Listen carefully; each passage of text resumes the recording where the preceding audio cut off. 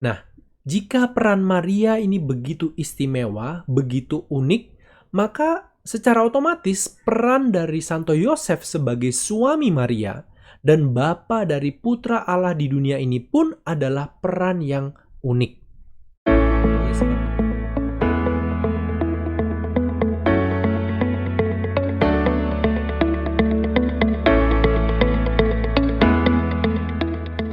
halo, selamat bergabung kembali di channel YouTube Jejak Kudus bersama dengan saya Wis. Dalam video kali ini aku ingin mengajak teman-teman semua untuk mengenal seperti apa sih bentuk penghormatan yang diajarkan oleh gereja kepada Santo Yosef.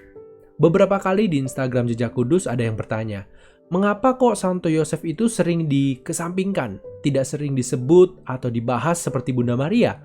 Apakah gereja tidak menghormati Santo Yosef? Nah, mari kita rubah persepsi ini dengan belajar apa yang sebenarnya diajarkan dan sudah berulang kali diserukan oleh para kudus, Bapak Paus, dan juga para teolog tentang Santo Yosef.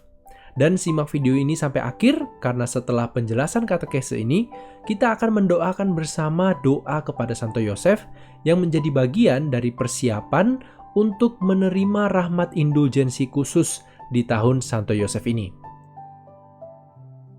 Dalam kalender liturgi gereja hanya ada 3 orang selain Yesus yang mendapatkan lebih dari 1 kali pesta perayaan. Kamu tahu siapa aja 3 orang itu? Coba tulis di bagian komentar video ini. Sudah kamu tulis? Yuk kita coba lihat apakah jawaban kamu benar atau tidak. Yang pertama adalah Maria. Yang kedua adalah Santo Yosef. Dan yang ketiga adalah Santo Yohanes Pembaptis. Di sini ada tanggal-tanggalnya juga, jadi kamu bisa cek sendiri di Google tanggal-tanggal ini itu perayaannya apa aja. Selain dari perayaan-perayaan itu, Santo Yosef juga hadir di dalam perayaan Yesus dipersembahkan dalam Bait Allah pada tanggal 2 Februari dan juga pada Pesta Keluarga Kudus di hari Minggu pertama setelah Natal. Tentu masih ada banyak lagi tanda-tanda penghormatan kepada Santo Yosef yang dilakukan dan ditetapkan oleh Bapak Paus. Di antara lain, Paus Pius ke-9 pada tahun 1870 mendeklarasikan Santo Yosef sebagai pelindung gereja Katolik. Paus Leo ke-13 dan Paus Yohanes Paulus II menulis ensiklik dan seruan apostolik tentang Santo Yosef. Paus Yohanes 23, Benediktus ke-16, dan Paus Fransiskus memasukkan nama Santo Yosef ke dalam doa syukur agung. Dan masih ada banyak contoh lainnya. Intinya, pemikiran bahwa gereja tidak memberikan penghormatan kepada Santo Yosef itu tidak benar. Namun memang tidak bisa dipungkiri, pesan-pesan devosi ini mungkin tidak tersosialisasikan dengan baik. Salah satu alasannya menurutku pribadi adalah karena teknologi komunikasi yang belum mumpuni pada zaman itu. Berbeda dengan sekarang, di mana ketika Paus Fransiskus mengatakan atau mengumumkan sesuatu pada hari yang sama, jam yang sama, atau bahkan menit yang sama, berita itu bisa langsung viral ke berbagai penjuru dan pelosok dunia. Sama seperti pengumuman tentang penetapan tahun Santo Yosef minggu lalu. Itu pun rasanya belum semua umat di Indonesia ini tahu. Sehingga aku pribadi melalui platform Jejak Kudus ini akan berusaha semaksimal mungkin untuk membantu menyebarkan devosi yang sangat indah kepada Santo Yosef. Oke, sekarang kita kembali ke materi katekese dalam video ini. Rasanya udah cukup banyak video katekese maupun konten-konten di Instagram yang menjelaskan atau meluruskan tuduhan yang seringkali ditujukan kepada umat Katolik, yaitu umat Katolik itu menyembah orang-orang lain selain Allah. Entah itu Bunda Maria, para santo-santa, ataupun gambar dan patung-patungnya. Oleh karena itu, secara singkat saja saya akan mereview lagi, biar kalau teman-teman lupa bisa ingat kembali. Bahwa gereja mengajarkan di dalam praktek devosi iman ada 2 bentuk tindakan yang berbeda, yaitu menyembah dan menghormati. Santo Agustinus menggunakan 2 istilah yang keren, ya kan? Yang pertama, latria, artinya penyembahan, worship or adoration. Praktek latria ini hanya ditujukan kepada Allah Tritunggal, Allah Bapa, Putra, dan Roh Kudus. Praktek yang kedua adalah dulia, yaitu penghormatan atau veneration yang ditujukan kepada para kudus, termasuk Bunda Maria. Rasanya definisi ini sudah sangat jelas. Namun yang seringkali menjadi kerancuan adalah pada pemahaman modern tentang worship. Seringkali ketika kita mendengar kata worship, bagi umat Kristiani di zaman modern ini, gambar yang pertama kali muncul dalam pikiran kita adalah seperti ini. Praise and worship. Dan tidak ada yang salah dengan memuji dan menyembah Tuhan dengan lagu-lagu yang indah. And I'm not an expert on this karena aku udah lama banget tidak terlibat dalam gerakan karismatik. Tapi setauku ada teori-teori yang diajarkan kepada para worship leader. Mana lagu pujian, mana lagu penyembahan. Mungkin kalau ada teman-teman yang tahu, bisa tolong bantu berikan penjelasan di bagian komen video ini. Oke, kita kembali ke topik video ini karena topik worship ini bisa jadi satu video sendiri. Ya, dan semoga kita bisa bahas secara lebih mendalam di video berikutnya. Untuk sekarang, apa yang perlu kita ketahui adalah apa yang dimaksud oleh Gereja Katolik ketika menggunakan kata worship atau penyembahan adalah ini. Pemahaman ini berasal dari kitab suci, bahwa inti dari penyembahan adalah persembahan kurban. Bangsa Israel menyembah Allah dengan mempersembahkan kurban kepada Allah.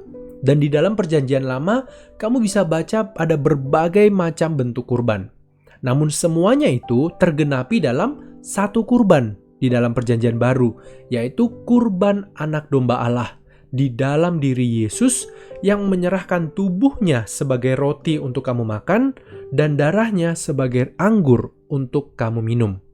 Supaya apa? Kita menyembah Tuhan Allah Tritunggal supaya kita bisa menjadi satu dengan Tuhan.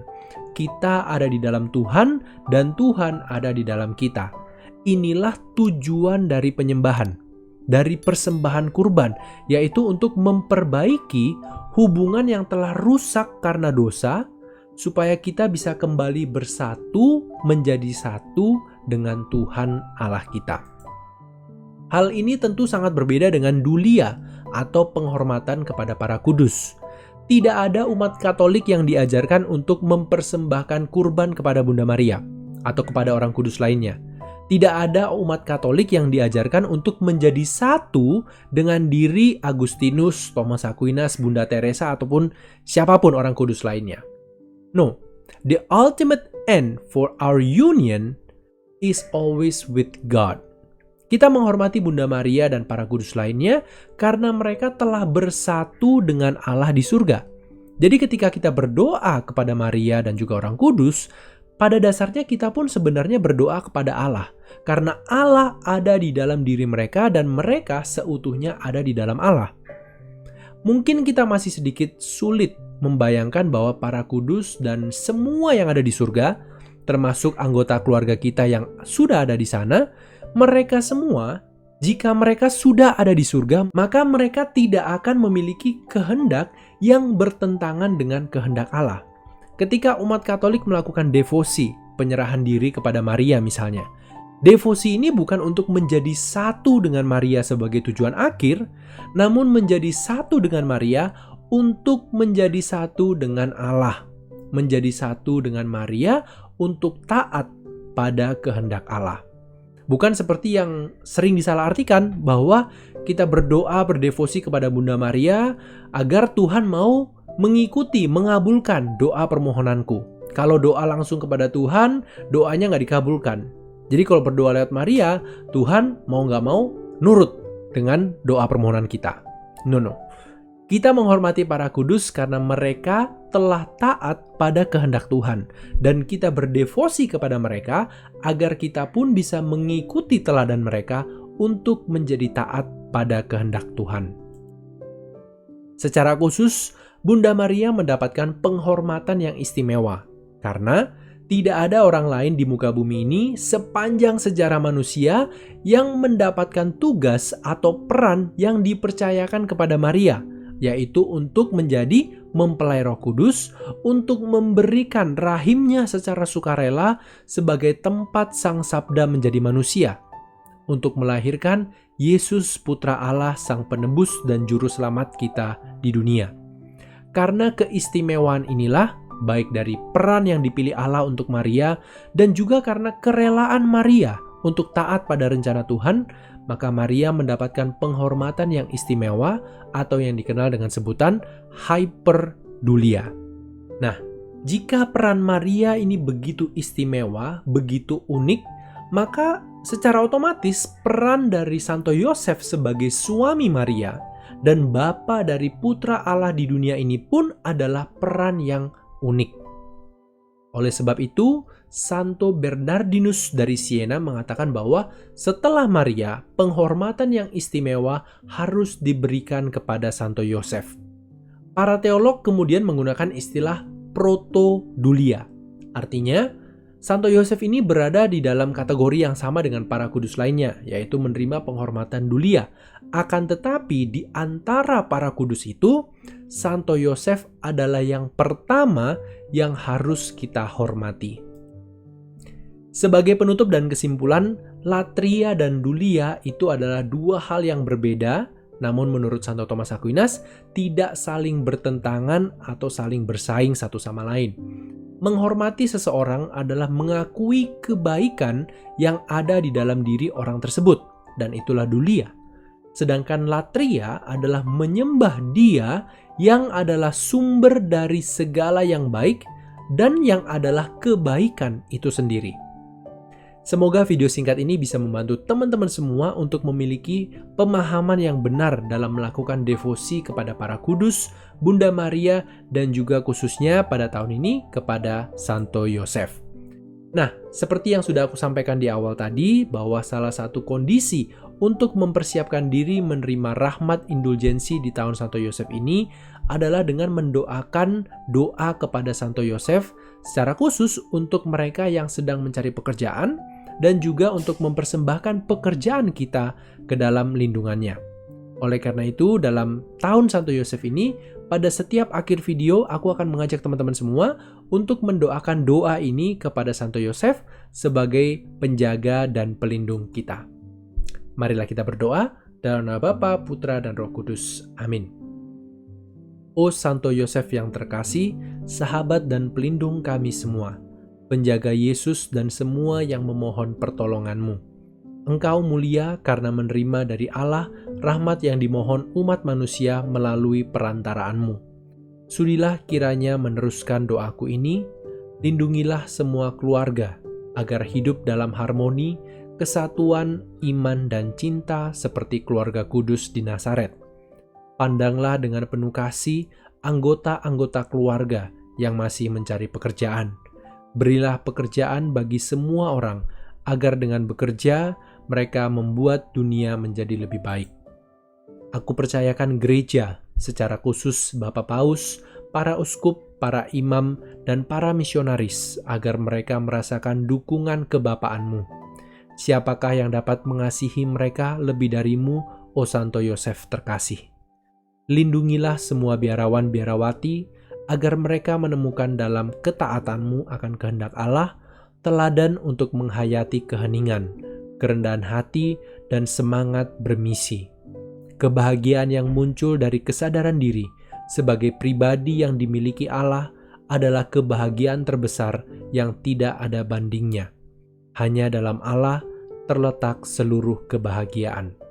Santo Yosef, dengarkanlah doaku ini. Amin. Dalam nama Bapa, Putra, dan Roh Kudus. Amin.